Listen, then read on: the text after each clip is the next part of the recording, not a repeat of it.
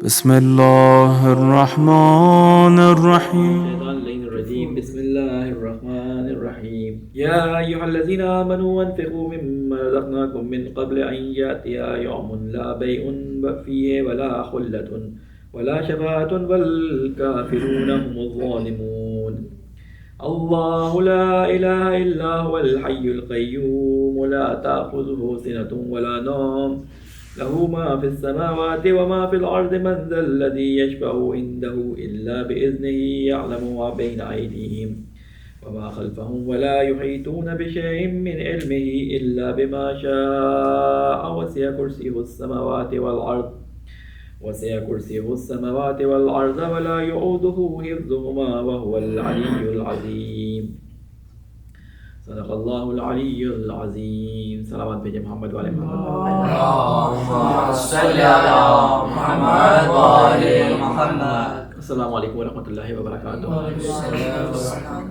ہماری گفتگو سورہ بقرہ کی آیت نمبر 253 تک پہنچی تھی.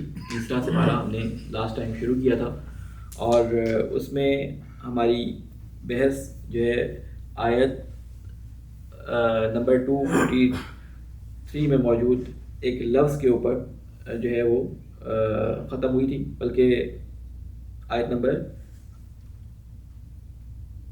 254 میں شفاعت والی جو بحث تھی، 254 والی جو آیت ہم نے پڑھی تھی، اس میں ہم نے یہ لفظ پڑھا تھا کہ یوم لا بیع فیہ ولا خلۃ ولا شفاعۃ والکافرون هم الظالمون، کہ اس دن کوئی بھی خرید و فروش نہیں کی جائے گی، یعنی کسی قسم کی خرید و فروش وہاں پہ نہیں کی جائے گی جب قیامت میں انسان پہنچے گا، آخرت میں پہنچے گا. اور نہ ولا خلۃ، نہ کسی قسم کی دوستی وہاں پہ کام آئے گی کہ فلاں شخصیت سے ہماری دوستی تھی، فلاں ہمارے بہت نزدیک تھا. اس طرح کی کوئی بھی قسم کے تعلقات جو ہیں وہاں پہ کام نہیں آئیں گے. ولا شفاعت، اور کوئی بھی شفاعت جسے ہم ترجمہ کرتے ہیں سفارش کا، کوئی بھی سفارش وہاں پہ کام نہیں آئے گی. والکافرون هم الظالمون، اور بے شک جو کافر ہیں وہی ظالم ہیں. یہاں پہ ہم نے شفاعت کی بحث کے بارے میں کچھ آیات کی تلاوت آپ کے سامنے کی تھی کہ جس میں اللہ تعالیٰ نے قرآن مجید میں شفاعت کو مختلف زاویوں سے بیان کیا ہے. ایک چیز اپنے ذہنوں میں رکھیں کہ اللہ تعالیٰ جب کوئی قانون بیان کرتا ہے تو اصل قانون ایک ہی ہوتا ہے، اور اس قانون کی پھر وہ شقیں بیان کرتا ہے، اور اس شقوں کو بیان کرنے کے بعد استثناء بیان کرتا ہے. یعنی اگر قانون 50 نکات پہ مشتمل ہو، 50 اس کے پوائنٹس ہوں، اور انہی پوائنٹس کے اندر کچھ شقیں، کچھ اس میں سب پوائنٹس وہ ایڈ کرتا ہے، لیکن استثناء 1 یا 2 ہوتی ہیں. اگر 50 قانون کی شقیں ہوں، نکات ہوں، اور اس میں 50 استثناءات ہوں تو وہ قانون نہیں ہوتا. ٹھیک ہے، تو اللہ تعالیٰ نے پہلے اپنا کلی قانون یہ بیان کیا کہ اللہ تعالیٰ قیامت کے دن کسی کو کسی قسم کی سفارش کا موقع نہیں دے گا، کسی بھی قسم کی سفارش نہیں کی جائے گی، کسی بھی قسم کا کوئی تعلقات کی بنیاد پر جو ہے وہ معاملہ وہاں پہ نہیں کیا جائے گا. پہلا قانون اللہ تعالیٰ نے یہ بیان کر دیا. پھر اپنے قانون کا دوسرا نقطہ اللہ تعالیٰ نے یہ بیان کیا کہ وہاں پر اللہ تعالیٰ اگر کسی کو شفاعت کی اجازت دے گا بھی تو وہ اپنے اذن سے دے گا، وہ صرف اجازت کچھ لوگوں کو دے گا، کیونکہ قرآن مجید میں اتنی یعنی شدید قسم کی اس بارے میں آیات موجود ہیں کہ اگر آپ سورہ انعام کی آیت نمبر 51 پہ اگر آپ آگے دیکھیں تو اس میں اللہ تعالیٰ یہ فرماتا ہے کہ وَأَنذِرْ بِهِ الَّذِينَ يَخَافُونَ أَن يُحْشَرُوا إِلَىٰ رَبِّهِمْ لَيْسَ لَهُم مِّن دُونِهِ وَلِيٌّ وَلَا شَفِيعٌ لَعَلَّهُمْ يَتَّقُونَ. یعنی ان لوگوں کے بارے میں بیان کر رہے ہیں اللہ تعالیٰ کہ اے رسول آپ ان کو ڈرا دیں. کس چیز کے ذریعے ڈرا دیں؟ اس کتاب کے ذریعے. أَن يَخَافُونَ، کہ ان کو خوف پیدا ہو، یہ ڈر جائیں. أَن يُحْشَرُوا، کہ ان کو جمع کیا جائے گا، ان کو دوبارہ ایک جگہ پہ گیدر کیا جائے گا، ایک جگہ پہ ان کو لے جا کر جو ہے وہ اکٹھا کر دیا جائے گا. الی ربہم، ان کے پروردگار کے سامنے، ان کے پروردگار کی طرف ان کو جمع کر دیا جائے گا. ان کو کس بات کا ڈر، کس بات سے ڈرائیں اور کس چیز سے ڈرائیں؟ ان کو ڈرائیں کہ ان کو پروردگار کے نزدیک جمع کیا جائے گا. اور کس چیز سے ڈرائیں؟ قرآن پڑھ کر بتائیں کہ جو قرآن میں ہم نے تمہیں باتیں بتائی ہیں ان کو سنو اور ان باتوں کا تم سے سوال کیا جائے گا. لہم من دونہ ولی، وہاں پر ان کا کوئی بھی اللہ کے علاوہ کوئی بھی ان کا سرپرست نہیں ہوگا. اللہ تعالیٰ پہلے کلی قانون بیان کر رہا ہے، اللہ کے علاوہ کوئی بھی سرپرست نہیں ہوگا. ولا شفیع، اور کوئی بھی شفاعت کرنے والا نہیں ہوگا. لعلہم یتقون، شاید کہ یہ ڈریں اس بات سے. یہاں پہ تقویٰ کے معنی ڈر کے ہیں. شاید کہ اس بات سے ڈریں کہ ہمیں جس بات سے ڈرایا جا رہا ہے، جس قرآن مجید کو ہمیں پڑھ کے سنایا جا رہا ہے، اس میں جو آیات ہمارے لیے کلی قوانین اور احکامات بیان کر رہی ہیں، وہ ہمیں یہ بیان کر رہی ہیں کہ وہاں پہ شفیع اور ولی ایک ہی ہے، وہ ہے اللہ تعالیٰ کی ذات۔ پھر ہم نے وہ ساری آیات آپ کے سامنے پڑھ کے تلاوت کی تھی کہ جس میں اللہ تعالیٰ نے شفاعت کا حق صرف اپنے لیے رکھا ہے۔ پھر اس کے بعد ہم نے وہ بھی آیات تلاوت کر دی تھی جس کے اندر اللہ تعالیٰ نے شفاعت کے حق کے لیے کہا تھا کہ میں اپنی اجازت سے کسی کو شفاعت کا حق دوں گا۔ اور پھر یہ بھی اللہ تعالیٰ نے بیان کر دیا قرآن مجید میں کس کے بارے میں شفاعت کا حکم دوں گا، یعنی شفاعت کس کی جا سکتی ہے یہ بھی میں اجازت دوں گا۔ اس کی مثال میں آپ کو دوں، آپ کا کوئی چھوٹا بچہ ہو اور اس کے کسی دوست کی سالگرہ ہو، ایک مثال سے ذہنوں کو نزدیک کرنے کے لیے بچوں کے، اس کے کسی دوست کی سالگرہ ہو، اب بچہ اپنے دوست کو گفٹ دینا چاہتا ہے، ٹھیک ہے، تو ماں باپ کیا کرتے ہیں کہ نام لکھتے ہیں بچے کا، کہ اس بچے کی طرف سے اس بچے کو دینے والا کون ہے، باپ یا ماں ہے، لیکن لکھتے کیا ہے کہ مثلا فلاں بیٹی کی طرف سے اس کی دوست کے لیے۔ تو اصل میں کیا ہوتا ہے کہ دینے والا باپ ہوتا ہے، لیکن وہ بچی دیکھ کے خوش ہو جاتی ہے کہ میری دوست نے مجھے دیا ہے، لیکن سب کو یہ پتا ہوتا ہے کہ یہ دینے والا کون ہے، یہ اصل جو اس کا والی اور وارث ہے۔ اسی طرح شفاعت بھی ہے کہ شفاعت کا حق اللہ تعالیٰ نے اپنے پاس ہی رکھا ہے، وہاں پہ وہ اجازت دے گا کہ چلو یہ تمہاری امت کے لوگ ہیں، تم ان کو شفاعت دے دو، کیونکہ شفاعت کے بارے میں ابھی روایت جب میں پڑھوں گا اس میں بتاؤں گا کہ شفاعت کا حق کس کس کو اس میں بیان کیا گیا ہے۔ پھر اس کے بعد اللہ تعالیٰ ایک اور جگہ بیان فرماتا ہے کہ بلکہ حدیث ہے رسول خدا صلی اللہ علیہ وسلم کی کہ جس کو اس کے اعمال نے پیچھے چھوڑ دیا ہو، اس کا نسب اسے آگے نہیں کر سکتا۔ یعنی اگر آپ کسی خاص نسب سے تعلق رکھتے ہیں کہ آپ کا نسب سعادت حضرت ابراہیم سے ملتی ہے یا حضرت موسیٰ علیہ السلام سے ملتی ہے، حضرت عیسیٰ علیہ السلام سے ملتی ہے، یا رسول خدا صلی اللہ علیہ وسلم سے ملتی ہے، آپ سعادات میں سے ہیں یا آپ کسی ایسے خاندان سے ہیں جو کوئی بہت معتبر ہے، نسب اعمال سے آگے نہیں جا سکتا۔ اعمال ہمیشہ آگے رہتے ہیں، نسب اس وقت فائدہ مند ہوتا ہے جب اعمال آپ کے ساتھ ہوں۔ جب رسول خدا صلی اللہ علیہ وسلم نے دعوت ذوالشیرہ دی تو اپنے چچا سے کہا کہ چچا میں آپ کو آخرت میں نہیں بچا سکوں گا اپنے بھتیجے ہونے کی بنیاد پہ، یا آپ میرے چچا ہوں گے، یا پھوپھی صفیہ میں آپ کو نہیں بچا سکوں گا اس بنیاد پہ کہ آپ میری پھوپھی ہیں، آپ جو ہیں وہ میں آپ کا بھتیجا ہوں، بلکہ وہاں پہ جو چیز آپ کو بچائے گی وہ اللہ تعالیٰ پر ایمان اور اللہ تعالیٰ کے دین پر پائبندی ہے۔ تو اللہ تعالیٰ کے رسول نے احادیث کے اندر بہت شدت سے اس چیز کو بیان کیا ہے۔ ہمارے یہاں شفاعت کا کانسیپٹ اس طرح سے بیان کیا گیا ہے کہ کیونکہ ہمارے دل کو پسند آتا ہے اور ہمارا دل چاہتا ہے ایسا ہو تو ہم اس کو فوراً ایکسیپٹ کر لیتے ہیں، ہم اس کی ڈیپتھ میں نہیں جاتے۔ ہمیں کہا جاتا ہے کہ جی ہمیں قیامت کے دن کچھ بھی ہو یہ کام کر لو شفاعت ہو جائے گی، اس کے ساتھ تم جو بھی کام کرتے چلے جاؤ۔ حالانکہ شفاعت کا تصور اس سے بالکل مختلف ہے۔ شفاعت کا تصور یہ نہیں ہے کہ وہاں پہ آپ جتنے برے اعمال کر کے جائیں وہاں پہ آپ کو معاف کر دیا جائے گا، تو وہاں پہ اللہ تعالیٰ کا عدل کہاں چلا جائے گا؟ اللہ تعالیٰ یہ جو آیات سنائی ہیں وہ کس کو سنا رہے ہیں؟ اللہ تعالیٰ کافروں کو تو نہیں سنا رہے، مسلمانوں کو سنا رہے ہیں۔ یہ کام کرو گے تو اس کا یہ عذاب دوں گا، یہ کام کرو گے تو اس کا یہ عذاب دوں گا، یہ کام کرو گے تو تمہیں جہنم کے نچلے گڑھے میں ڈالوں گا۔ یہ کفار سے خالی خطاب نہیں ہے، یہ مسلمانوں سے بھی خطاب ہے۔ تو نعوذ باللہ بالکل ایسی بات ہے کہ اللہ تعالیٰ خالی ڈرا رہا ہے، ایسا نہیں ہے کہ اللہ تعالیٰ ڈرا ہوا اور مذاق کر رہا ہوں ہم سے، اور ایک دم سے وہاں جائے تو کہتے چلو تم نے جو بھی کر لیا ہو، چلو اب تم فلاں شخص کے جاننے والے ہو، فلاں شخص کے ماننے والے ہو، چلو تم جنت پہ چلے ہو۔ ایسا کچھ ہونے والا نہیں ہے، کیونکہ ہمارے دل کو یہ بات پسند آتی ہے کہ وہاں پہ اللہ تعالیٰ کی محبوب ہستیاں ہمیں بچا لیں گی، تو ہم کہتے ہیں شفاعت کا تصور ہمیں سب بچا کے لے جائیں گے۔ شفاعت کے لیے کوالیفائی کرنے کے لیے، اور جو شفاعت کرنے والا ہے وہ کس کی شفاعت کرے گا یہ اللہ تعالیٰ اس وقت اجازت دے گا، اللہ تعالیٰ کی اجازت کے بغیر نہیں ہوگا۔ ابھی آیت الکرسی میں ہم آئیں گے کہ من اذن لہ الرحمن، کہ جس کو رحمان اجازت دے گا کہ اس کی سفارش کرو، اس کی سفارش ہوگی، کیونکہ اللہ تعالیٰ قرآن مجید میں ایک اور جگہ فرماتا ہے، کیونکہ ہمیں آیات قرآن کو ایک آیت یا ایک حدیث سے نہیں سمجھنا ہوتا، ہمیں پورے قرآن میں اس موضوع سے آیات دیکھنی پڑتی ہیں، پورے احادیث کے مجموعے میں، سیرت رسول میں، سیرت ائمہ میں، تمام وہ حالات اور تاریخ کا مطالعہ کرنا پڑتا ہے۔ اس کے بعد کوئی ایک کلی جسے کہتے ہیں کہ نظر، کلی نقشہ ہمیں اپنے جو ہے وہ ذہن میں بنانا ہوتا ہے۔ اللہ تعالیٰ قرآن مجید میں فرماتا ہے کہ رسول خدا سے خطاب ہو کے فرماتا ہے کہ سورہ زمر کی آیت نمبر 19 ہے، یہ آیات آپ ضرور جا کے دیکھیے گا، ان کی آگے اور پچھلی آیات کو۔ اس میں اللہ تعالیٰ فرماتا ہے افمن حق علیہ کلمۃ العذاب افانت تنقذ من فی النار، کہ جس شخص کے حق میں اللہ تعالیٰ نے عذاب کا فیصلہ کر لیا ہو۔ عذاب کا فیصلہ کس کے بارے میں کیا ہے؟ اللہ تعالیٰ نے قرآن مجید میں بتا دیا ہے کہ جو یہ کام کرے گا اس کے لیے میرا عذاب ہے، جو جھوٹ بولے گا، جو زنا کرے گا، جو ہے وہ تعلقات کو اپنے خاندان کے جو ہے اقربین کے توڑے گا، جو صلہ رحمی نہیں کرے گا، جو فلاں کام نہیں کرے گا، اس کے لیے میرا عذاب ہے۔ اللہ تعالیٰ وہاں پہ کیا فرمانا ہے؟ افمن حق علیہ کلمۃ العذاب، کہ جس کے لیے اللہ تعالیٰ نے کلمہ عذاب لکھ دیا ہے، افانت تنقذ من فی النار، کہ کیا تم اس کو چھڑوا سکتے ہو جو کہ آگ کے اندر ہے؟ رسول خدا کو خطاب کر کے کہا جا رہا ہے۔ تو ہمیں یہ آیات نہیں سنائی جاتی کہ رسول خدا کو بھی ریسٹرکشنز دی جا رہی ہیں کہ رسول خدا آپ وہاں پہ ہر جگہ ہر کام ہر کسی کی سفارش نہیں کر سکتے. میں اپنی طرف سے بات نہیں کر رہا. قرآن مجید میں ایک اور آیت ہے, صلوات بھیجے محمد والے محمد پہ, سورہ نبا میں آپ پڑھتے ہیں یوم یقوم الروح والملائکۃ صفا لا یتکلمون الا من اذن له الرحمن وقال صوابا. یہ لفظ میں نے پہلے بھی اس کو استعمال کیا تھا کہ اس دن کیا ہوگا, سارے فرشتے روح الامین صف بنا کے کھڑے ہوں گے. لا یتکلمون, کسی کو یارہ نہیں ہوگا کہ وہ ایک لفظ بھی بول سکے وہاں پہ. یعنی وہ جو اللہ تعالیٰ کے پیغامات کو پہنچانے والے تھے, وہ جو اللہ تعالیٰ کی گفتگو کو نبیوں تک پہنچانے والے تھے, وہ تک خاموش کھڑے ہوں گے. وہ تمام انبیاء جنہیں اللہ تعالیٰ نے خود چن کر زمین پہ بھیجا ہوگا, وہ سب خاموش کھڑے ہوں گے. لا یتکلمون, ٹوٹل نفی آئی ہے, کسی بھی قسم کی آواز نہیں ہوگی, کوئی بولنے کا یارہ نہیں رکھتا ہوگا وہاں پہ. الا من اذن له الرحمن, سوائے اس کے کہ جس کو اللہ تعالیٰ رحمان اجازت دے کہ تم بولو. اور اس کے بارے میں بھی کہا کہ بولے گا کیسے, وقال صوابا, وہ جو بات کرے گا وہ عدالت کے مطابق اور صحیح بات اور ثواب والی بات کرے گا. ثواب یہ سواد سے ثواب ہے, وہ سے والا ثواب نہیں ہے جو آپ ثواب کمانے کی بات ہوتی ہے, یہ سواد سے ثواب ہے. بالکل ٹھیک اور حق بات کرے گا. کیونکہ اگر آپ یہ سمجھ لیں کہ وہاں پہ جا کر سفارش ایسی ہوگی کہ وہاں پہ جا کے اللہ تعالیٰ کے سامنے فرشتے پکڑ کے لے کے آئیں کسی کو, اور وہاں پہ رسول خدا آ کے کہیں کہ اللہ تعالیٰ آپ کو نہیں معلوم تھا, یہ میری امت کا بندہ تھا, اس نے نیک نیتی سے یہ کام انجام دیا تھا, آپ کے فرشتے غلط لکھ کے لے آئیں.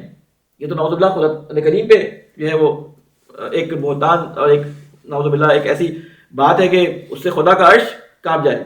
ایسی بات تو ہم خدا کے سامنے کر نہیں سکتے. وہ عالم الغیب ہے, وہ ہر چیز کو جانتا ہے, وہ تمہارے سینوں میں چھپے ہوئے رازوں کو جانتا ہے, وہ تمام چیزوں سے آگاہ ہے. تو وہاں پہ کیا اللہ تعالیٰ فرما رہے ہیں کہ وقال صوابا, وہ وہی بات کرے گا جس کو اجازت ملے گی بولنے کی, جو حق بات ہوگی اور سچ بات ہوگی.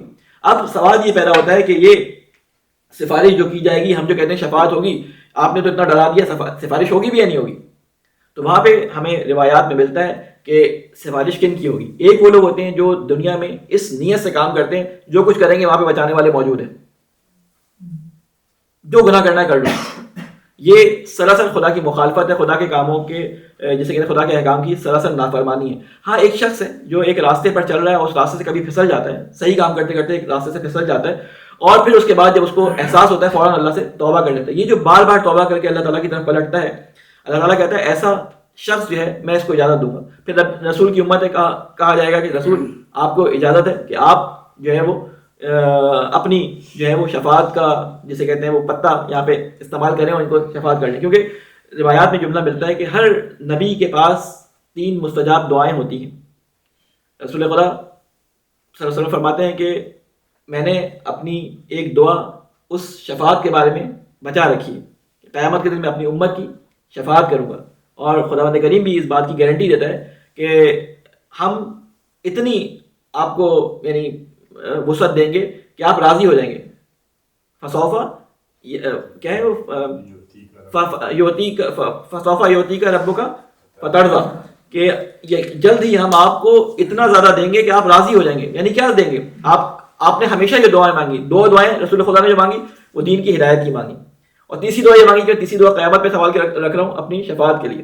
اب اللہ تعالیٰ کی یہ بات ہمارے ذہنوں میں آ گئی کہ اللہ تعالیٰ کی اجازت کے بغیر کسی کو شفاعت کی اجازت نہیں ہوگی. اب اللہ تعالیٰ نے کن کو شفاعت کی اجازت دی ہے؟ جن کے بارے میں اللہ تعالیٰ نے قرآن مجید میں خود فرما دیا. ان میں انبیاء بھی ہیں, اولیاء بھی ہیں, اور کیا ہیں شہداء بھی ہیں, صدیقین بھی ہیں, اور روایات میں ملتا ہے ان میں علماء بھی ہیں. ہر ہدایت کرنے والا اس کے اندر شامل ہے جو اس کا دائرہ اختیار ہے کہ جہاں پہ اس نے اللہ کا پیغام پہنچایا ہے اور اس کے کہنے کی وجہ سے کچھ لوگ ہدایت کی طرف آ گئے ہیں, تو اللہ تعالیٰ اس کو بھی سفارش کا حق دے گا. کیونکہ بعض روایات میں ملتا ہے کہ بعض لوگ قیامت کے دن پہنچیں گے رسول حضرت آدم علیہ السلام کے پاس کہ آپ ہمارے باپ ہیں, آپ کی نسل سے ہم ہیں, تو ہماری سفارش کریں. تو وہ کہیں گے یہ میرے اختیار میں نہیں ہے, تم نوح کی طرف جاؤ, الرز نبی ہیں.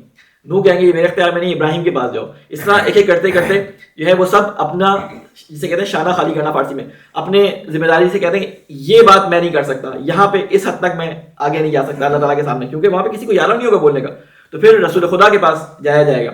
اچھا, یہاں پر جو گفتگو کی گئی ہے وہ سفارش کے بارے میں نہیں ہے کہ کس کی سفارش کی جائے, یہ ہے کلن شفاعت کے بارے میں. کہا جائے گا کہ آپ شفاعت کریں, تو وہ کہیں گے آدم کہیں گے میں کر دوں گا, کچھ لوگ بچ جائیں گے, تو ابراہیم سے کرواؤ. ابراہیم کہیں گے میں کر دوں گا, شاید کچھ لوگ بچ جائیں, موسیٰ سے کرواؤ. وہ کہیں گے اس طرح کرتے کرتے رسول خدا پہ آئیں گے. کسی کو ہمت نہیں ہوگی کہ اللہ تعالیٰ کے سامنے جائے, کیونکہ ہر کسی کو اللہ تعالیٰ کے سامنے گفتگو کرنے کی ہمت نہیں ہے. 2 ہی انبیاء کے بارے میں ملتا ہے جن سے اللہ تعالیٰ نے مستقیم گفتگو کی ہے, ایک حضرت موسیٰ علیہ السلام اور ایک حضرت رسول خدا صلی اللہ علیہ وسلم, جن سے مستقیم ڈائریکٹ گفتگو کی ہے اللہ تعالیٰ نے. تو اب اللہ تعالیٰ کے سامنے پھر رسول خدا جائیں گے اور پھر وہاں پہ رسول خدا، روایت کا جملہ ہے کہ رسول خدا ایک اتنا طویل سجدہ کریں گے کہ جب تک کہ رسول خدا کی حدیث ہے اس بارے میں کہ میں اتنا طویل سجدہ کروں گا اللہ تعالیٰ سے اپنی جو ہے اللہ تعالیٰ کی تسبیح اور تحلیل کروں گا کہ اللہ تعالیٰ خود مجھے کہے گا اے رسول اٹھ، کیا مانگتا ہے مانگ. تو اس وقت پھر میں صفات کروں گا. تو یہ اتنا لمبا پروسیس احادیث کے اندر مختلف جگہوں پہ بیان کیا گیا ہے. وہ اتنا آسان نہیں ہے کہ ہم اپنے دل میں سوچ لیں کہ ہم جو بھی کرتے جائیں اور آخر میں بچ کے چلے جائیں گے. دو قسم کے گروہ اس بارے میں مسلمان امت کے اندر پائے جاتے ہیں. دیکھیں کفار کی تو شفاعت کا سوال ہی نہیں ہے، ان کے یہاں یہ بحث ہی نہیں ہے کوئی شفاعت کرے گا نہیں کرے گا. مشرکین میں پائی جاتی تھی یہ بات کہ سفارش اور شفاعت والا، وہ اللہ تعالیٰ نے ویسی رد کر دیا کہ ان میں سے تمہارا کوئی بھی جو بت ہے، کوئی بھی جو تمہاری دیوی ہے، کوئی بھی تمہارا پیر مرید جو ہے وہ سفارش کرنے والا نہیں ہے، وہ کٹ گئے. اب بنتی ہے امت مسلمہ. امت مسلمہ میں دو قسم کے گروہ ہیں. ایک وہ ہیں جو صرف آیات قرآنی میں بعض آیات کو دیکھ کر یہ کہتے ہیں کہ سفارش ہے ہی نہیں. وہابی جو ہیں ابن تیمیہ کے جو فالوورز ہیں وہ کہتے ہیں، یا جو وہابی ہیں وہ کہتے ہیں سفارش کا کانسیپٹ بالکل غلط ہے. واضح لہ الرحمان والا جو ہے وہ کانسیپٹ، وہ وہاں پہ کہتے ہیں کہ سفارش کی اجازت کے بارے میں ہے. ٹھیک ہے، مانتے ہیں سفارش کو لیکن وہ اتنی کھلی سفارش سے وہ نہیں مانتے جتنا کہا جاتا ہے. جبکہ رسول خدا کے بارے میں ہے کہ مقام محمود کہتے ہی اس مقام کو ہے جہاں پہ رسول خدا سفارش کی منزل پہ ہوں گے. بہرحال اس کے بعد اللہ تعالیٰ قرآن مجید میں ایک اور چیز آگے فرماتا ہے. ایک سوال بھیجیں محمد والے محمد. سورہ طٰہٰ کے اندر ایک آیت ہے، آیت نمبر 109، یومئذ لا ینفع شفاعۃ الا من اذن له الرحمن ورضی له قولا. دیکھیں اب یہاں پہ یہ ہے کہ وہاں پہ کوئی سفارش کرنے والے سفارش کرنے کی کوشش کریں گے لیکن اللہ تعالیٰ کیا فرما رہا ہے کہ ان کی سفارش کام نہیں آئے گی. یعنی سفارش کریں گے ان کی سفارش کام نہیں آئے گی. الا من اذن له الرحمن، کہ ان سفارشیوں میں سے بھی کسی کی سفارش کو اللہ تعالیٰ جو ہے وہ اپنے اذن سے جو ہے قبول کر لیں. ان سفارشیوں میں سے بھی سفارش کو جس کی قبول کرے گا اللہ تعالیٰ، ورضی له، اور اس کے اسی کی سفارش قبول کرے گا کہ جس کے قول سے اللہ تعالیٰ راضی ہو جائے گا. راضی کا مطلب کہ اللہ تعالیٰ جو ہے وہ کسی طرح اس شخصیت کی وجہ سے اس کے گناہوں یا اس کی جو ہے وہ سرکشی کو معاف کر دے گا. کیونکہ رسول خدا کی حدیث ہے کہ میں اپنے امت کے گناہان کبیرہ انجام دینے والوں کی سفارش کروں گا. اردو ترجمہ میں نہیں کر سکا، فارسی میں ہے، میں آپ کے سامنے ترجمہ کرتا چلا جاؤں گا. امام صادق علیہ السلام سے یہ روایت ہے کہ ان کے ایک صحابی نے ان کو خط لکھا اور اس میں اس نے سوال کیا، من سرہ ان تنفعہ شفاعت الشافعین عند اللہ فلیطلب الی اللہ ان یرضی عنہ. اس روایت کا جو لحن ابھی ترجمہ کرتا ہوں، اس روایت کا جو لحن ہے ہمیں کیا بتا رہا ہے کہ شفاعت کے بارے میں بعض امام کے جو صحابی تھے جانے والے، ان کے ذہنوں میں کچھ بہت زیادہ جیسے کہتے ہیں کہ خوش فہمی پیدا ہوئی تھی، اس بارے میں امام سے سوال کیا گیا ہے.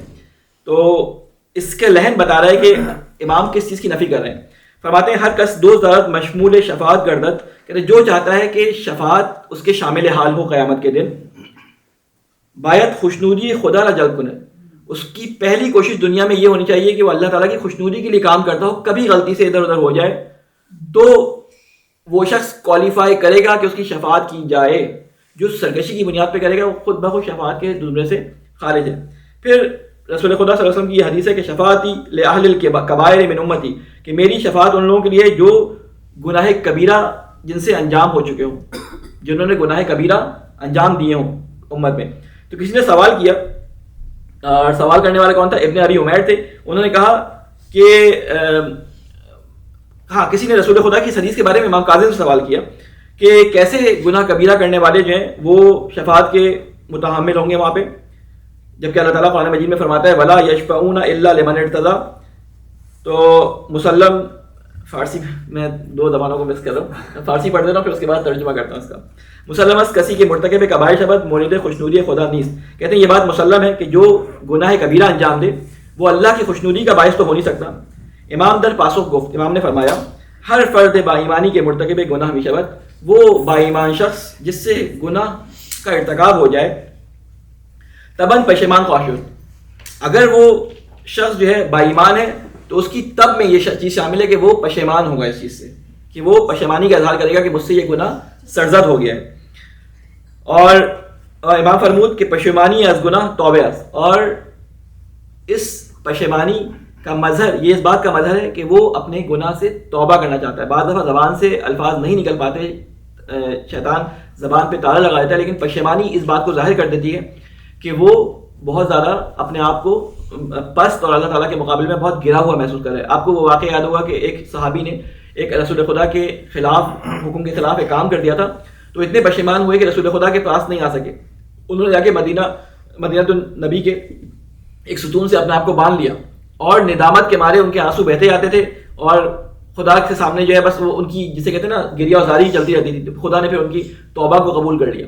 اور اسی طرح بہت سارے واقعات رسول خدا کے پاس ملتے ہیں کہ نوجوان آیا, اس نے کہا کہ مجھ سے یہ گناہ ہو گیا, دوسری دفعہ کہا رسول خدا نے گردن پھیر لی, تیسری دفعہ کہا, جب اس نے کہا کہ تیسری دفعہ بھی مجھ سے یہ گناہ ہو گیا, چوتھی دفعہ میں گناہ کر چکا ہوں, تو رسول خدا نے کہا اپنی گردن پہ منہ پھیر لیا اس سے.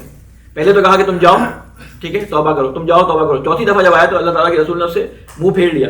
وہ صحرا میں جا کے اتنا رویا اتنا گریہ کیا کہ رسول خدا پہ وہی آئی, قرآن مجید کی آیت نازل ہو گئی کہ اے رسول وہ آپ کا بندہ ہے یا ہمارا بندہ. اب یہ حدیث کے الفاظ ہیں. رسول خدا نے فرمایا کہ یہ جبرائیل نے پوچھا, تو رسول خدا نے فرمایا کہ یہ میرا بندہ, یہ آپ خدا کا بندہ ہے. یعنی اس نے آپ کا گناہ کیا تھا یا خدا کا گناہ کیا تھا؟ خدا گناہ کیا تھا. تو کہتے ہیں کہ آپ نے اس کو مایوس کر کے کیوں بھیجا؟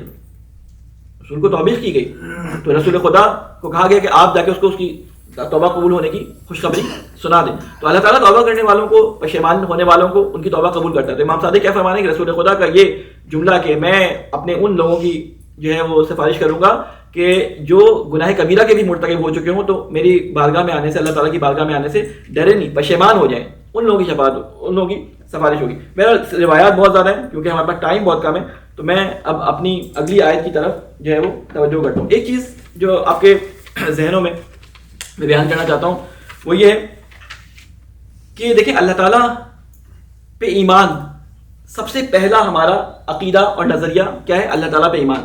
جس نبی نے اور اس نبی کی تعلیم کا اگر وہ سلسلہ بیان کیا ہے تو اس نبی کی تعلیم کا ایک ہی حصہ اللہ تعالیٰ نے بیان کیا ہے, کیا؟ ان عبد اللہ, کہ تم عبادت کرو اللہ کی. چاہے وہ حضرت موسیٰ علیہ السلام کا بیان کیا ہو, حضرت ابراہیم علیہ السلام کا بیان کیا ہو, ان کی توحید سے متعلق جتنی روایات اور جتنی ان کی کوششیں تھیں ان کو اللہ تعالیٰ نے بیان کیا, اور کسی کوشش کو بیان نہیں کیا. سب یہ کہ اللہ کی طرف آ جاؤ, توحید سے متعلق کوششوں کو بیان کیا. شاید کسی ایک آدھ نبی کی کچھ اور قصے بیان کیے, وہ بھی توحید کی طرف, اللہ تعالیٰ کی طرف لانے والے قصے بیان کیے جن سے اللہ تعالیٰ کی طرف آیا جائے. تو اللہ تعالیٰ کہتا ہے کہ میرا سب سے پہلا عقیدہ, سب سے بنیادی حق تمہارے پر کیا ہے کہ تم میرے بندے بنو.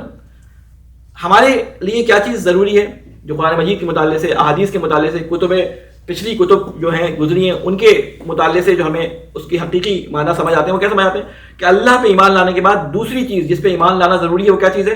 وہ ایمان آخرت ہے. کیوں؟ اس لیے کہ آخرت اصل ہدف ہے, جہاں سے آیا ہے انسان اور جہاں جانا ہے.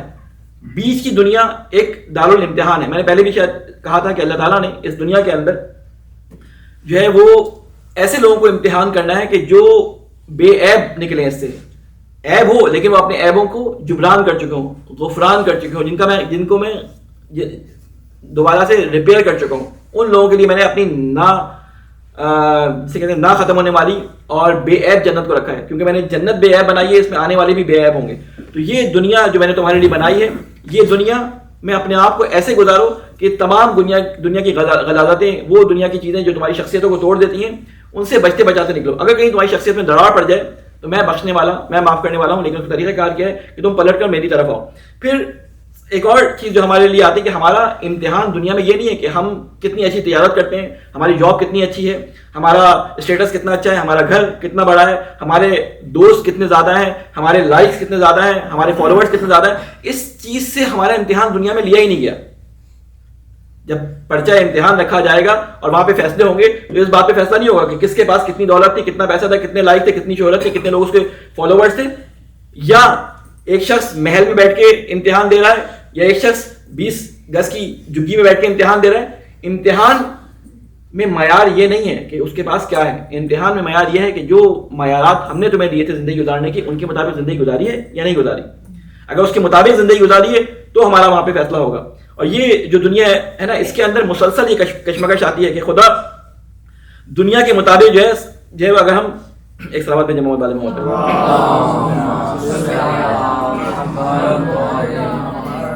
اب سوال یہ کہ اس دنیا میں ہماری ذمہ داریاں کیا ہیں.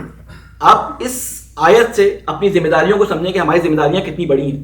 قرآن مجید میں اللہ فرماتا ہے کہ لو انزلنا ھذا القرآن, کہ اگر ہم اس قرآن کو پہاڑ پہ اتار دیتے تو پہاڑ خشیت خدا سے ریزہ ریزہ ہو جاتا. خشیت خدا سے ریزہ ریزہ ہو جاتا. یہ مثال ہے قرآن مجید میں. اللہ تعالیٰ کا طریقہ یہ ہے کہ مثال کسی بات کی عظمت کو بیان کرنے کے لیے خدا ایک ایسی مثال دیتا ہے کہ خود بخود انسان کے دل میں اس کی بزرگی اور اس کی بڑائی کا احساس ہو جائے کہ کتنی بڑی بات کی جا رہی ہے. کہتے ہیں اللہ نے جو امانت اتاری تھی وہ امانت اگر پہاڑ پہ اتار دیتا تو وہ پہاڑ اللہ کی خشیت سے ریزہ ریزہ ہو جاتا. یعنی اتنی بھاری ذمہ داری تھی. اور وہ امانت کس چیز کی ہے؟ وہ امانت بتائیے کہ لو انزلنا ھذا القرآن علی جبل، کہ اگر ہم اس قرآن کو جبل پہ اتار دیتے. وہ امانت کیا تھی؟ قرآن مجید تھی.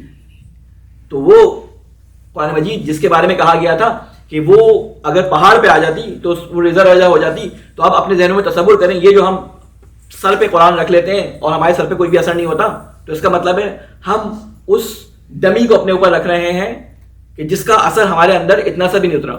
اور یہ تو شکر ہے کہ ہم نے سر پہ رکھنا شروع کیا کہ ہمارے بزرگوں نے شاید اس کا طریقہ کاٹ ڈالا کہ شاید اس کا کچھ اثر ہمارے اندر صلاحیت کر جائے. ورنہ اصل میں یہ قرآن سر پہ رکھنے کے لیے نہیں آیا تھا.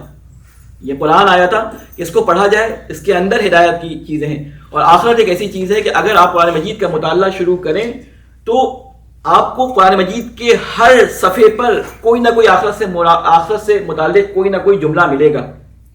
کیونکہ اللہ تعالیٰ نے اس دنیا میں امتحان ایسے رکھے کہ اگر آپ ان امتحانوں میں فیل ہوتے ہیں، اس دنیا کے امتحانوں میں فیل ہوتے ہیں، تو آپ کو زندگی کی گرمی اور سردی اور اس کی تکلیفیں اور اس کی آزمائشیں، ان سے آنے والی جو ہے مصیبتیں آپ کو محسوس ہوتی ہیں. تو آپ اس سے فوراً رنجیدہ خاطر ہو جاتے ہیں کہ میرے مال میں نقصان ہو گیا، میرے اولاد خدا نخواستہ اس دنیا سے چلی گئی، یا میرے رشتہ داروں نے مجھے چھوڑ دیا، یا مجھے اتنی خوشی مل گئی. تو یہ خوشی اور غمی کو ہم کیونکہ دنیا میں احساس کرتے ہیں، اس لیے ہم زیادہ ان کے اثر میں رہتے ہیں. قیامت ایک عقیدہ ہے. عقیدہ رکھنا خالی قیامت کا ہمیں زیادہ فائدہ نہیں پہنچاتا، ہمیں مسلمان کی حدود میں داخل کر دیتا ہے. لیکن ذہن میں قیامت کا عقیدہ رکھنا کہ میں قیامت کے اندر حاضر ہوں گا، یہ ذہن میں رکھنا، یہ اس چیز کی عکاسی نہیں کرتا کہ ہم قیامت پہ عملی طور پہ بھی یقین رکھتے ہیں. کیونکہ دو قسم کے ایمان ہوتے ہیں قیامت کے بارے میں. ایک قیامت کے بارے میں ایمان وہ ہے جو عقل میں اور فکر میں ہے ہماری، اور دوسرا ایمان قیامت وہ ہے جو ہمارے عمل سے ظاہر ہوتا ہے. کیونکہ جب آپ کوئی گناہ کرتے ہیں اور آپ کے اوپر کوئی بیماری اور کوئی مصیبت آتی ہے تو اس کے نتیجے میں ہمارے دل میں قیامت کے بارے میں اس خوشی اور اس غمی سے کوئی ریلیشن پیدا نہیں ہوتا. اور وہ ریلیشن اگر پیدا نہ ہو تو ہم کہتے ہیں چلو وہ تو بعد میں ہونا دیکھا جائے گا. اگر ہمارے سامنے کوئی شخص ایسا گناہ کر رہا ہو کہ ہم اس کو روک سکیں اور ہم نہ روکیں تو ہم کہیں گے یار چلو اب تو گزر گیا، کوئی بات نہیں. یعنی وہ آپ نے اتنی بڑی مسٹیک کر دی کہ اس کی وجہ سے، اس شخص کو نہ روکنے کی وجہ سے اگر آپ روک دیتے، اس کی وجہ سے جب وہ شادی کرے گا، اس کے بچے ہوں گے، اس کی نسلیں ہوں گی، جس سے یہ بات کرے گا اس میں یہ عقیدہ پہنچے گا. یعنی نسلوں کی نسلیں ملٹی پلائی کرتے جائیں، اس کو آپ ملٹی پلائی کرتے ہیں. وہ چیز جو آپ کے روکنے سے رک سکتی تھی اور وہ ملٹی پلائی ہو کے نسلوں میں پہنچ گئی، تو اس کا سوال بھی ہم سے ہی ہوگا. اس کا سوال بھی ہم سے ہی ہوگا کہ آپ کے سامنے یہ کام ہو رہا تھا اور آپ نے اس کو روکا نہیں. اور یہ ساری باتیں جب انسان کے ذہن میں آتی ہیں، اس کا عملی طریقہ کیا ہے کہ ہم اس کو کیسے یاد رکھ سکتے ہیں. کیونکہ دنیا کے غم، دنیا کی مصیبتیں، دنیا کا پیسہ ہمیں اور دنیا کے لوگ بتاتے ہیں کہ تم بہت یہ نقصان میں چلے گئے، تم بہت مالدار ہو، ماشاءاللہ تم بہت خوشحال ہو. تو وہ چیزیں ہمیں خوشحال کر دیتی ہیں. آپ تصور کریں کہ ایک جگہ آپ نے جانا ہو، آپ کا گھر بہترین لگژری گھر ہے، اور آپ نے مثلا الیگزینڈریا سے یہاں تک آنا ہو، راستے میں جو تیز بارش ہو جائے یا راستے میں تیز دھوپ ہو، آپ کی گاڑی خراب ہو جائے، تو آپ راستے میں کسی جگہ پر کسی سائے میں رک جائیں کہ جہاں پہ آپ کو بارش یا دھوپ نقصان نہ پہنچائے، اور وہ سایہ آپ کو اتنا پسند آ جائے کہ آپ کہیں کہ مجھے یہی رہنا ہے، سارا سامان کھول کھا کے بیٹھے ہیں، جبکہ آپ کے گھر میں اللہ تعالیٰ نے ساری آسائشیں آپ کو دی ہوئی ہیں. تو اللہ تعالیٰ کہتا ہے یہ دنیا میں نے آسائشیں تمہیں دی تھی، ہر وہ چیز استعمال کرو جو تمہیں میری طرف لانے میں مددگار ثابت ہو. اگر پیسہ بھی ہے تو میری طرف آنے میں تمہارا مددگار ہونا چاہیے. پیسہ منع نہیں ہے، اسلام میں پیسے والے کو بہت اہمیت دی گئی ہے. پیسے کی اہمیت اس لیے اس بات سے اندازہ لگائیں کہ اللہ تعالیٰ تو کہتا ہے خمس دو، زکات دو، مال میں انفاق کرو. یہ کس سے کہا جا رہا ہے؟ غریبوں سے تو نہیں کہا جا رہا، یہ تو کہا ہی اس سے جا رہا ہے کہ جس کے پاس پیسہ ہے. اللہ تعالیٰ چاہتا ہے کہ مومن مسلمان خوب مالدار ہو، لیکن یہ مال حب دنیا کی وجہ سے مال کمانے کے لیے مال کے پیچھے نہ بھاگا جائے. اللہ کی راہ میں جاتے ہوئے جو مال آپ کے ہاتھ میں آ جائے وہ آپ کے لیے ہنیہ ملیہ ہے. ٹھیک ہے نا؟ وہ مال جو اللہ کے راستے کے مخالفت کے بغیر آپ کے پاس آ رہا ہے اور جس راستے پہ چلتے ہوئے آپ اللہ تعالیٰ کے زیادہ نزدیک ہو رہے ہیں، وہ مال چاہے وہ زیادہ ہو چاہے وہ کم ہو، اس کا آپ سے سوال ہونا ہے. آپ سے سوال نہیں ہونا کہ آپ نے کتنا محنت کی تھی مال کمانے میں. میں کبھی کبھی اپنے بیٹے کو مثال دے رہا تھا اس دن کہ ہم بہت تیز بھاگے جاتے ہیں، بہت تیز بھاگتے ہیں، اور ہمیں لگتا ہے کہ ہم بہت محنت کر رہے ہیں اور ہم کام بھی کر رہے ہوتے ہیں. لیکن جب ہم آنکھیں کھولتے ہیں 20 سال بعد، امریکہ کی زندگی کو آپ اٹھا کے دیکھ لیں، یورپین ممالک کی زندگی کو اٹھا کے دیکھ لیں، ہم 20 سال 50 سال 40 سال رہنے کے بعد جب اپنی آنکھیں کھولتے ہیں اور وہ دن یاد کرتے ہیں کہ جس دن ہم پاکستان سے یا انڈیا سے یا بنگلہ دیش سے چل کے یہاں پہ آئے ہوتے ہیں, تو ہم دیکھتے ہیں کہ ہم نے کیا ترقی کی. تو ہمیں اپنی ترقی صرف ایک چیز میں نظر آتی ہے, وہ یہ کہ ہم مالی طور پہ ہم وہاں پہ ابلے ہوئے چاول کھاتے تھے, یہاں پہ ہم بریانی کھا لیتے ہیں, وہاں پہ ہم ٹوٹے ہوئے گھر میں رہتے تھے, یہاں پہ ہمارے گھروں میں جو ہے وہ پکی چھتیں ہیں, وہاں پہ ہمارے گھروں میں سردی گرمی روکنے کا انتظام نہیں تھا, یہاں پہ ہمارے گھروں میں تمام انتظامات ہیں. بالکل اس کولو کے بیل کی طرح کہ جو ایک کھوٹے سے بنا ہوتا ہے, مسلسل چل رہا ہوتا ہے, اس کی آنکھوں پہ پٹی بنی ہوتی ہے, اپنی طرف سے پوری محنت کر رہا ہوتا ہے, چل رہا ہوتا ہے, پورے 24 گھنٹے چلتا ہے, لیکن جب وہ رکتا ہے تو اسی جگہ کھڑا ہوتا ہے, سوائے اس کے کہ راستے میں اس کو دانا پانی اس کے منہ پہ ایک تھیلا لٹکا دیا جاتا ہے کہ تم کھاتے جاؤ مسلسل. آپ نے دیکھا ہے نا وہ گھوڑے یا وہ بیل, اس کے منہ پہ ایک تھیلا لٹکا دیا جاتا ہے, آنکھوں پہ پٹی ہوتی ہے, اور جب اس کو بھوک لگتی ہے اسی تھیلے میں زبان مارتا ہے, اسی تھیلے سے وہ کھا لیتا ہے, اس کو پتہ نہیں چلتا, یعنی ہر وقت کھانا مل رہا ہوتا ہے اس کو, تو اس پیٹ بھر رہا ہوتا ہے. تو وہ یہ سمجھتا ہے کہ جی میرا رزق پورا مل رہا ہے مجھے, میں اپنا کام پورا کر رہا ہوں, اللہ تعالیٰ کی طرف سے بہت یعنی میرا وظیفہ پورا ہو گیا. لیکن جب وہ رکتا ہے تو اسی جگہ رکتا ہے کہ جہاں سے وہ چلا ہوتا ہے. کیوں؟ کیونکہ وہ اسی کے گرد گھوم رہا ہوتا ہے. تو جو شخص بھی اللہ تعالیٰ کہتا ہے جو شخص بھی اس دنیا کو اپنا محور بنائے گا وہ اس کوہلو کے بیل کی طرح ہے کہ وہ گھومتا رہے گا, جتنی بھی وہ مادی ترقی حاصل کر لے وہ آگے نہیں بڑھا, وہ اپنی جگہ پہ ہی, بس کھانے پینے کو اچھا مل گیا اس کی جو ہے وہ سروسز اس کو اچھی مل گئی, کیونکہ جس کے لیے جس کا وہ غلام بنا ہوا تھا اس نے اس کے کھانے پینے کا, اس کے ٹھنڈک گرمی کا سب انتظام رکھا ہوا تھا. وہی کام خدا نہ خواستہ ہم لوگوں کا نہ ہو, ہمارے ساتھ ایسا نہ ہو کہ ہم بھی اسی کولو کے بیل کی طرح کرتے ہیں. جو کام کریں, اللہ تعالیٰ کہتے ہیں جو کام کرے اس میں آخرت کو معیار رکھو. تمہارے سامنے دنیا میں ہمیشہ 2 راستے آئیں گے. ایک راستہ وہ آئے گا کہ جو تمہاری آخرت کو برباد نہیں کر رہا ہوگا.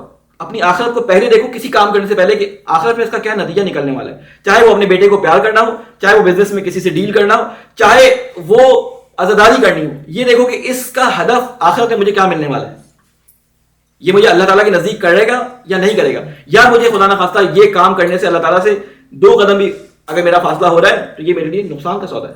تو یہ اللہ تعالیٰ میرا تفصیل سے آخرت کے بارے میں بہت تفصیل سے اللہ تعالیٰ قرآن مجید میں بیان کرتا ہے. اور یہ جسے کہتے ہیں نا کہ قرآن مجید میں سب سے زیادہ جس چیز کا ذکر ہے توحید کے بعد, بلکہ توحید سے بھی زیادہ آخرت کا ذکر ہے. توحید کا 1 سوم ذکر ہے, یعنی 1/3 قرآن جو ہے وہ توحید کے ذکر سے لبریز ہے.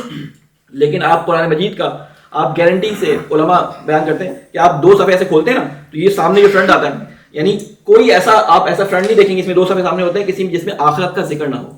تو علماء کہتے ہیں کہ سب سے آسان طریقہ کہ وہ جو اندر ضمیر کی دبی ہوئی آواز ہوتی ہے نا, جب تم کوئی کام کرنے جاتے ہو وہ آواز اٹھاتی ہے کہ یہ کام غلط ہے, اس ضمیر کی دبی ہوئی آواز پہ یقین رکھ لینا خالی, یا آخرت پہ یقین رکھ لینا کافی نہیں ہوتا, بلکہ اس ضمیر کی آواز کو تمہیں بلڈ اپ کرنا پڑے گا, اس کی روشنی کو بڑھانا پڑے گا. اور روشنی کیسے بڑھتی ہے؟ وہ روشنی بڑھتی ہے کہ مسلسل اللہ تعالیٰ کی کتاب سے متمسک رہا جائے, مسلسل اللہ تعالیٰ کی کتاب کا مطالعہ کیا جائے. جب آپ قرآن مجید کا مطالعہ کریں گے, قرآن مجید کے مطالعے کا مطلب, جب میں لفظ مطالعہ کہتا ہوں نا, تو جو اردو سمجھتے ہیں ان کو پتہ ہے کہ پڑھنا اور مطالعہ کرنے میں فرق ہوتا ہے. پڑھنا آپ نے پڑھ لیا, آپ کو سمجھ آیا نہیں آیا, آپ نے پڑھ لیا.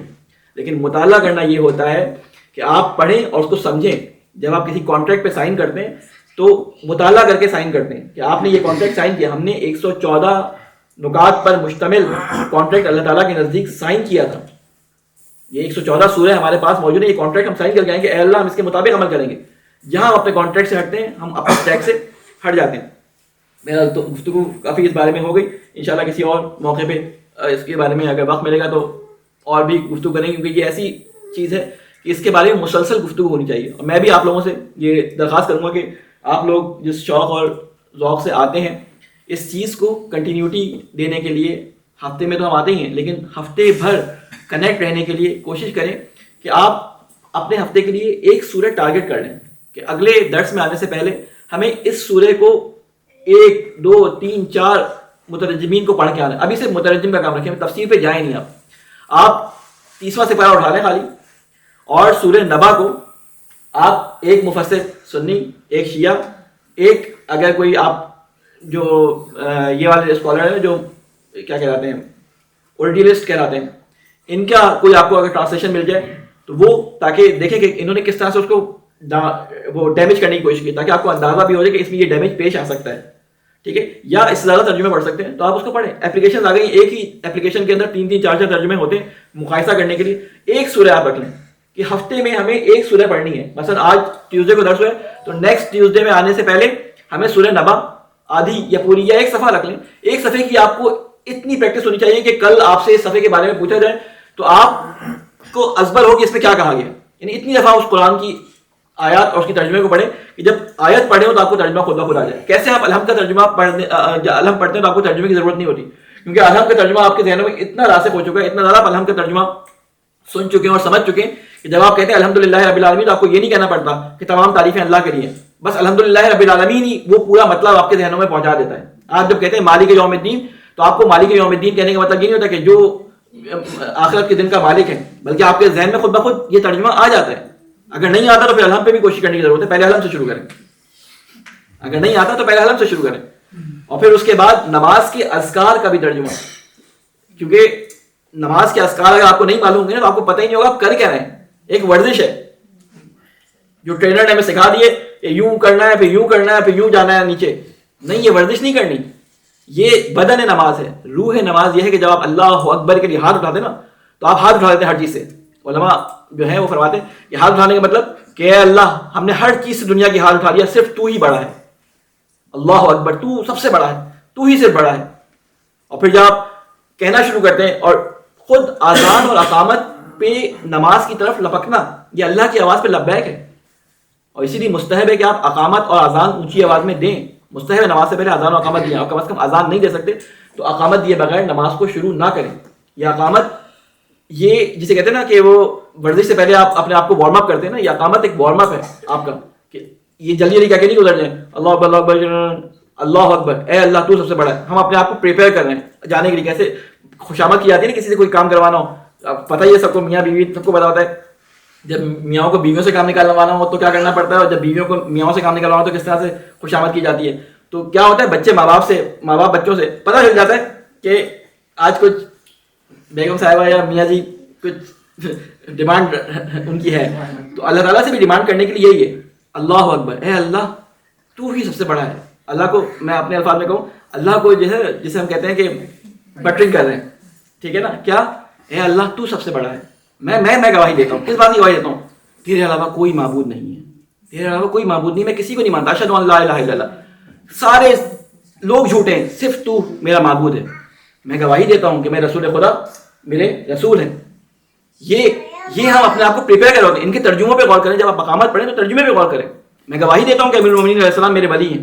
میں گواہی دیتا ہوں, کس بات کی گواہی دیتا ہوں, حیا علی الصلاۃ, سب سے حیا علی الصلاۃ کہ سب سے بہترین کام کیا ہے, وہ نماز ہے. حیا علی الفلاح, آؤ بہترین کام نماز کی طرف آؤ. حیا علی الفلاح, بہترین فلاح پانے والے جس سے تمہیں نجات ملے گی اس کام کی طرف آؤ. حیا علی خیر العمل, یہ سب سے بہترین نیکی کا کام ہے, کیا, نماز کی طرف آنا. قد قامت الصلاۃ, بلا لیا, اب کھڑے ہو جاؤ اذان کے لیے. قد قامت الصلاۃ, کھڑے ہو جاؤ نماز کے لیے, ٹھیک ہے. تو جب یہ کر لیتے ہیں تو اب ہم پوری طرح پریپیئر ہو جاتے ہیں. آپ نے کبھی سائیکاٹرسٹ کے پاس گئے ہوں اور ان کے سیشنز دیکھے ہوں, جو ہیپٹائز کرتے ہیں, جو لوگ جو آپ کے ذہن کو پڑھتے ہیں اور آپ کے ذہن سے چیزیں نکالتے ہیں, وہ کیا کرتے ہیں, پہلے آپ کو ایک نقطے پہ مرکوز کرتے ہیں. پہلے آپ سے باتیں کرتے رہیں گے, پچھلی باتیں کرتے رہیں گے, پوچھتے رہیں گے, پھر آپ کو آہستہ آہستہ ایک نقطے پہ مرکوز کریں گے, اور پھر وہاں سے پھر وہ آپ کے ذہن میں گھستے ہیں. اسی طرح سائیکاٹرسٹ ہوتے ہیں. تو اقامت وہ چیز ہے کہ جو آپ کو تمام دنیا سے ہٹا کر لے کے آتی ہے نماز میں اللہ تعالیٰ کی درگاہ میں, اور پھر وہاں پہ پھر آپ پھر گواہی دیتے ہیں اللہ اکبر, اور پھر اس کے بعد آپ اللہ تعالیٰ کی بارگاہ میں داخل ہو جاتے ہیں. اور جب بارگاہ میں داخل ہو جاتے ہیں تو آپ سمجھیں کہ جس روایتوں کو اور جن آیتوں کو ہم نے پڑھا جس میں اللہ تعالیٰ نے کہا تھا کہ کسی کو یارہ نہیں ہوگا کہ اللہ تعالیٰ کے سامنے کھڑا ہو سکے, یا اللہ تعالیٰ ان سے گفتگو تک نہیں کرے. کفار کے بارے میں کیا گیا ہے, اللہ تعالیٰ ان سے گفتگو تک نہیں کرے گا. یعنی قیامت کے عذابوں میں سے ایک عذاب یہ ہے کہ اللہ تعالیٰ کسی سے گفتگو نہ کرے, اللہ کسی سے بات نہ کرے. اور وہی اللہ جو قیامت میں گفتگو نہیں کرے گا, اس نے دنیا میں ہمیں یہ موقع فراہم کر رکھا ہے کہ ہم جب دل چاہیں اس سے گفتگو کریں. جب آپ کا دل گھبرائے, جب آپ کا دل بقول آج کل کے جوانوں کی خودکشی کا دل چاہ رہا ہے, تو جب دل چاہے وضو کریں اور 2 رکعت نماز پڑھیں اور سجدے میں جا کے اللہ تعالیٰ سے کہیں اللہ تعالیٰ میرا تیرے طرف آنے کا دل چاہ رہا ہے, اب حرام طریقے سے آ نہیں سکتا, تو میرے لیے کوئی راستہ میرے ذہن میں ڈال دے. 2 صفحے قرآن کے پڑھے, اس کے بعد کوئی نہ کوئی راستہ اس کو نظر آ جائے گا ترجمے کے ساتھ. تو قرآن مجید ایک ایسی کتاب ہے کہ آپ کی وہ آواز جو آپ کو اندر سے آتی ہے اور وہ آواز آپ سے عمل نہیں کروا پاتی, اس آواز کو قوی کرتا ہے. دنیا کے اندر حالات گزر جائیں گے, دنیا کے اندر آپ جتنی بھی چیزیں جو ہیں وہ بنا لیں, یہ کوئی بھی قبر میں ساتھ جانے والی نہیں ہے. نہ مال, نہ اولاد, نہ جیسے کہتے ہیں پیسہ, نہ رشتہ داریاں, نہ ذمہ داریاں, کچھ بھی. دنیا میں ساتھ جانے والا جو ہے وہ وہی ہے کہ اعمال کا دار و مدار نیت پہ، وہ نیتیں جس نیت سے آپ نے یہ کام انجام دیے تھے، جس نیت سے آپ نے اس اولاد کی تربیت کی تھی، جس نیت سے آپ نے یہ پیسہ کمایا تھا، جس نیت سے آپ نے یہ انفاق کیا تھا، جس نیت سے آپ نے لوگوں کی ہیلپ کی تھی، جس نیت سے آپ نے کسی کی سفارش کی تھی، جس نیت سے آپ نے کسی رشتہ دار کے اوپر مسکراتی ہوئی نگاہ ڈالی تھی، یا جس نیت سے آپ نے کسی سے خوشامد کی تھی کہ اپنی جاب یا سفارش لینے کے لیے اس سے بات کی تھی، ساری نیتیں اللہ تعالیٰ کے پاس محفوظ ہیں. انہی نیتوں کی بنیاد پہ جو ہے قیامت میں فیصلہ ہونا ہے. بہرحال اس کے بعد جو آیت شروع ہو رہی ہے، میں آیت آج پڑھ دوں گا، ترجمہ کر دیتا ہوں، اس کے بعد تفصیل اگر ہو سکے تو ٹھیک ہے، ورنہ اگلی دفعہ اس کو ہم بیان کریں گے. صلوات بھیجیں محمد والے محمد.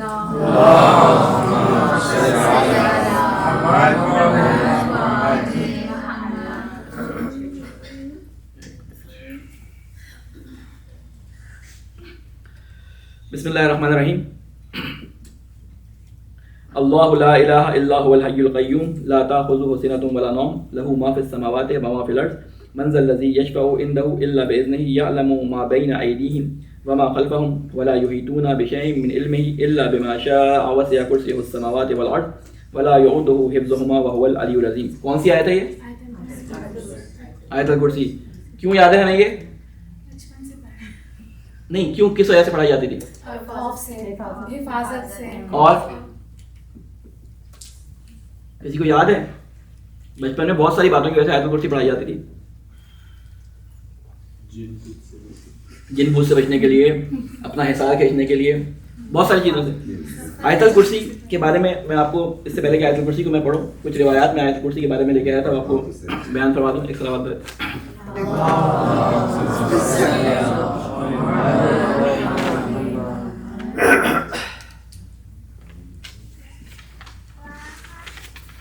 تو اتنے سارے صفحات میرے پاس ہوتے ہیں آفس میں جو پوائنٹ ذہن میں لکھ رہا ہوتا ہوں. جی دیکھیں، دو روایات میں آپ کے سامنے بیان کر رہا ہوں. ایک تو ایک روایت وہ ہیں جو رسول خدا سے آئی ہیں، اور کچھ روایات ایسی ہیں جو امام علی سے ہیں، اور کچھ روایات ائمہ معصومین علیہ السلام سے ہیں. آیت الکرسی کے بارے میں بے انتہا روایات ہیں. ایک روایت جس کے بارے میں رسول خدا سے نسبت دی جاتی ہے، اس کے بارے میں ایک دفعہ رسول خدا ابوذر کے ساتھ جا رہے تھے، اور ابوذر نے یہ سوال کیا کہ رسول خدا یہ بتائیں کہ وہ آیات قرآنی اور سورہ جو آپ کے اوپر نازل ہوئیں، ان میں سے سب سے جو افضل آیت ہے وہ کون سی نازل ہوئی؟ تو رسول خدا نے فرمایا کہ آیت الکرسی، اور اس کی وجہ بھی بتائی کہ آیت الکرسی کس لیے ہے. اس میں حی اور قیوم کا ذکر آیا ہے. یہ روایت یہاں پہ آ کے رک جاتی ہے، حی اور قیوم کا ذکر ہے. یہ حی اور قیوم کیا ہے، اس کو دوسری روایات میں تفصیل سے بتایا کہ دنیا کی اللہ تعالیٰ کی ساری صفات میں بڑی صفات جو ہے نا وہ حی اور قیوم ہے. ایک یعنی حی زندگی دینے والا، اور قیوم کہ ساری زندگی کا دارمدار قیامت اس کا بچنا وہ اسی حی کے مرہون منت ہے. ٹھیک ہے، اس کا ذکر باقی روایات میں ہے، ابھی وہ ہم نہیں پڑھ رہے. پھر ابی بن کعب کے بارے میں روایات میں ملتا ہے کہ ابی بن کعب کو اللہ تعالیٰ نے قرآن کے بارے میں بہت جسے کہتے ہیں کہ فہم اور بہت فراست بخشی تھی. تو رسول خدا صلی اللہ علیہ وسلم ابی بن کعب سے پوچھتے ہیں کہ یہ بتاؤ کہ تمہارے نزدیک قرآن مجید کی سب سے افضل آیت کون سی ہے؟ یہ الگ الگ روایات ہیں. تو اس نے پہلے سوچا کہ اللہ اور اس کا رسول جانتا ہے. کہا کہ تم بتاؤ. کہا کہ مجھے لگتا ہے کہ سب سے برترین اور بہترین اور جامع آیت جو میری نظر میں مجھے لگی ہے وہ آیت الکرسی ہے. رسول خدا نے اس کے سینے پہ ہاتھ رکھ کے فرمایا کہ ہنیئن لکا یا ابا المنذر، ان کی کنیت ابا المنذر تھی، کہ اے ابا المنذر تمہارے لیے گوارا ہو یہ تحفہ کہ تم نے اللہ کی کتاب میں یہ چیز درک کر لی. ابھی تک روایات نہیں آئی تھی نا اس کے بارے میں، یہ درک کر لی بات کہ ان تمام 6000 کچھ آیات میں سے سب سے بہترین اور افضل آیت اس آیت کو قرار دیا. پھر امام علی علیہ السلام سے ایک روایت ہے، اس میں کیا فرماتے ہیں کہ قرآن مجید اللہ تعالیٰ کا سب سے بالا سب سے اعلیٰ کلام ہے، اور اس اعلیٰ کلام میں جو سرور قرآن ہے، جو سرور قرآن سردار ہے اس قرآن کے اندر جو سورہ وہ سورہ بقرہ ہے، اور سورہ بقرہ میں جو سورہ بقرہ کی سردار ہے وہ آیت الکرسی ہے. یعنی آیت الکرسی سورہ بقرہ کی سردار ہے، اور سورہ بقرہ قرآن مجید کی سردار ہے. اور قرآن مجید اللہ تعالیٰ کا وہ کلام ہے کہ جو تمام کلاموں پہ حاکم ہے. اور پھر اس کے بعد امام علی فرماتے ہیں کہ اس میں 50 کلمے، اور ہر کلمے میں 50 برکتیں اللہ تعالیٰ نے رکھی ہیں. تو آیت الکرسی کے بارے میں آپ نے سنا ہوگا کہ اختلاف ہے ہمارے یہاں علماء کے اندر. آیت الکرسی کے اندر 2 آیات مزید ملا کے پڑھی جاتی ہیں, 2 آیات بعد کی. آیت سے مراد ایک ہی آیت ہے, آیت تو ایک ہی ہے, لیکن آیت کرسی کے مفہوم کی امپورٹنس کو دیکھتے ہوئے اتنی امپورٹنٹ یہ اس میں پیغام دیا گیا ہے کہ ان 2 آیات کو بھی ساتھ مطالعہ کرنے کا کہا گیا کہ اس کا اثر کیا ہوتا ہے, اس سے بھی اثر لو. تو آگے والی کہ وہ لوگ جو اندھیروں میں ہوتے ہیں ان کا ولی کون ہے. ولایت کا اعلان اس کے اندر کیا گیا کہ اللہ سب سے بڑا اور سب سے بہترین ولی کون ہے, وہ اللہ تعالیٰ ہے. اللہ ولی الذین آمنوا, پہلا ولی اللہ تعالیٰ ہے. یہ جو ہم کہتے ہیں نا ولایت, تو ولایت جو ہم کہتے ہیں خالی ولایت امیر المومنین مراد نہیں ہوتی. اصل ولایت اللہ کی ولایت ہے. ولایت امیر المومنین اس کی ایک نیچے ایک ادنا سا درجہ ہے کہ جو ہمیں اللہ ہی کی طرف لے کے جاتا ہے. اصل ولی کون ہے, وہ اللہ ہے. اللہ ولی الذین آمنوا, ٹھیک ہے, اللہ ولی ہے. پھر اس کے بعد رسول ولی ہے. پھر اس کے بعد جو ہے وہ اولو الامر جو ہے وہ ولی ہے. اس اولو الامر میں ہم اس کا مصداق جو ہے ائمہ علیہ السلام کی ہستی کو لیتے ہیں, امیر المومنین علیہ السلام کی ہستی کو لیتے ہیں. تو اصل ولی کون ہے, اللہ. تو کہتے ہیں اللہ ہی ہے. کیا کرتا ہے وہ نکالتا ہے تمہیں اندھیروں سے روشنی کی طرف. اور شیطان کیا کام کرتا ہے وہ اس لیے بتا رہا ہے اللہ تعالیٰ کہ آیت الکرسی میں جو مضامین بتائے گئے ہیں ان پہ جب عمل کرو گے تو تمہیں احساس ہوگا کہ ولی بنانے کے قابل صرف اللہ ہی ہے. جب تم اللہ کو ولی بنا لو گے تو وہی کیا کرے گا, وہی تمہیں اندھیروں سے نکالے گا. بہرحال آیت الکرسی کا ترجمہ پڑھتے ہیں. روایات بہت ساری ہیں, ان کا ٹائم نہیں ہے اور ہمارے پاس وقت میرے خیال ہے 5 منٹ ہے. 5 منٹ میں اس کو ترجمہ کروں. اگلی دفعہ اس کو اگر تفصیل اس کی ضروری ہوگی تو میں بیان کر دوں گا. اللہ لا الہ, اللہ نہیں ہے کوئی معبود سوائے اس کے.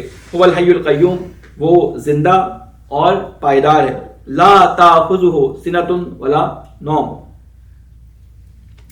دیکھیں حی کے معنی کیا ہوتے ہیں. حی کہتے ہیں وہ چیز جو حرکت کرے, اور جب کہتے ہیں الحی نہیں, حی زندہ حرکت کرنے والی چیز, ٹھیک ہے. لیکن جب الحی آ جاتا ہے تو یہ اللہ تعالیٰ کی صفت ہوتی ہے.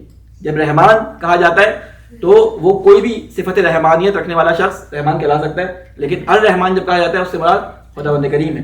تو جہاں پہ الف لام کی صفت آ جاتی ہے, الف لام میں عید ذہنی کہلاتا ہے, یہ اللہ تعالیٰ کی صفات کو بیان کرتا ہے. تو کہتے ہیں کہ وہ اللہ کون ہے کہ وہ حی ہے, یعنی تمام زندگی جتنی بھی ہے, تمام حیات دنیا میں جہاں جہاں کائنات میں نظر آتی ہے وہ اسی کی مرہون منت ہے, اسی کی پیدا کرتا ہے. یہ جو ہم زندہ ہیں آج, ہم ہر ایک سیکنڈ کے لاکھویں حصے میں اللہ تعالیٰ کے محتاج ہیں. کیونکہ اللہ تعالیٰ قرآن مجید میں فرماتا ہے کہ میں نے تمہیں نطفے سے پیدا کیا اور جب میں نے تمہارے اندر اپنا امر پھونک دیا تو تم زندہ ہو گئے. جب روح آتی ہے انسان میں تو زندہ ہوتا ہے.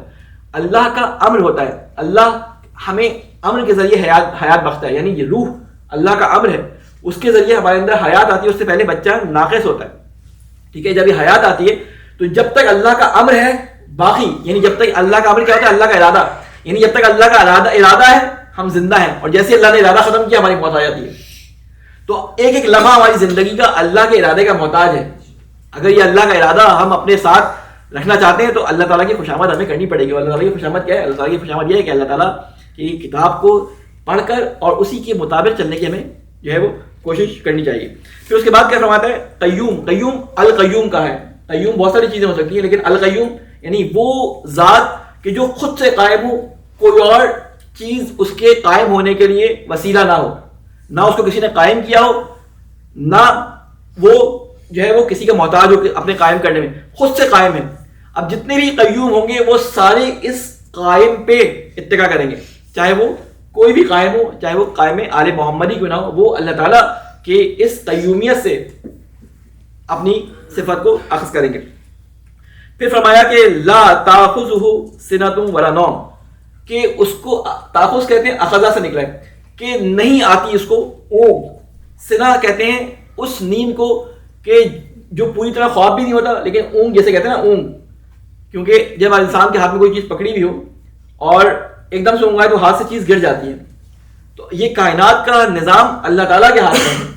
تو اللہ تعالیٰ اپنے بارے میں خود کہہ رہا ہے کہ اونگ نہیں آتی کہ ایک لمحے کے لیے میں کائنات سے میں غفلت پیدا کر لوں. تو یہ نہ سمجھنا کہ اگر تم نے کوئی کام ایسا کیا ہے کہ تم اپنے آپ کو بہت بڑا سمجھنے لگ گئے ہو تو یہ میرے ہاتھ میں کیا ہے.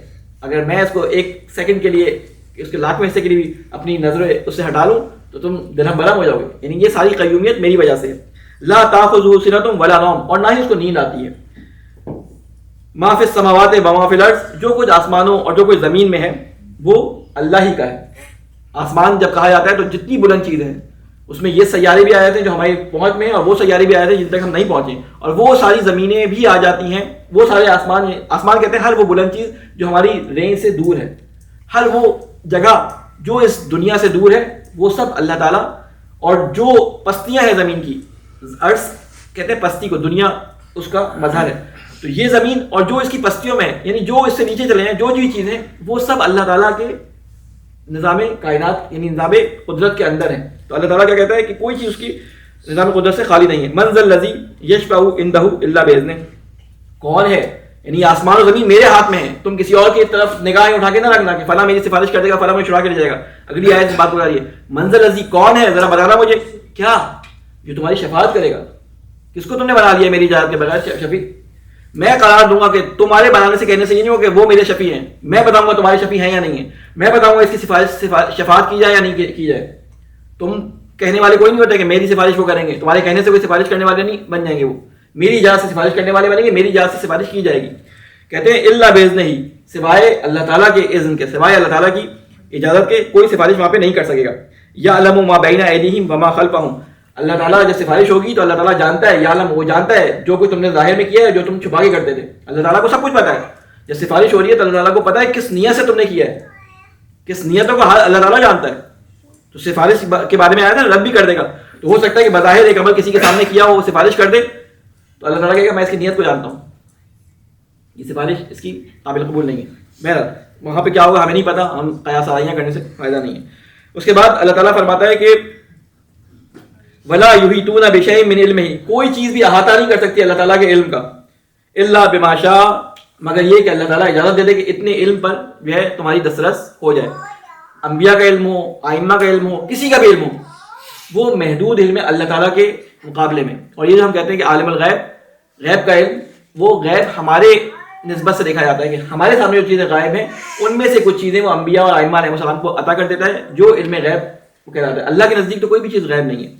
بہرحال تو کہتے ہیں کہ تمام چیزیں احاطہ, کوئی بھی چیز ایسی نہیں ہے جو اللہ تعالیٰ کے احاطے سے باہر ہو, الا بما شاء وسع کرسی السماوات, اس کی جو کرسی ہے, اس کا جو تخت ہے, اس کی جو حکومت ہے وہ آسمانوں اور زمین پھیلی ہے. ولا یؤدہ حفظہما وهو العلی العظیم. انشاءاللہ اس کو پھر ٹائم اذان کا ہو گیا, اس کو اگلی دفعہ ایک دفعہ تفصیل سے دوبارہ کریں گے. ایک صلوات بھیجیں محمد علی محمد. اے اللہ تجھے واسطہ ہے محمد علی محمد کا ہماری اس قلیل سی بات کو اپنی بارگاہ میں قبول و مقبول فرما. اے اللہ ہماری کوشش, ہماری صحیح اور ہمارے تمام کاموں کو اپنے راستے کے مطابق کرنے کی توفیق عطا فرما. اے اللہ قرآن کی ہدایت کے مطابق ہمیں آخرت میں سرخرو ہونے کی توفیق عطا فرما. اے اللہ تجھے واسطہ ہے محمد علی محمد کا ہمیں ان لوگوں میں شامل فرما کہ جن کی رسول خدا کی شفاعت کے حقدار ہم بن سکیں. اے اللہ ہمارے گناہ صغیرہ اور کبیرہ کو معاف فرما. اے اللہ اگر ہم سے کوئی گناہ جان بوجھ کر یا غلطی سے ہو گیا ہے, اے اللہ تو ان تمام چیزوں کو جانتا ہے, تو ہماری نیتوں کو بھی جانتا ہے. اے اللہ ان نیتوں کو معاف فرما اور ان اعمال کو بھی معاف فرما. اے اللہ تجھے واسطہ ہے محمد والے محمد کا ہمارے امام کی حفاظت فرما, ہم کے ناصر و اعوان میں ہمیں شامل فرما. ربنا تقبل منا انک انت السمیع العلیم برحمتک یا ارحم الراحمین.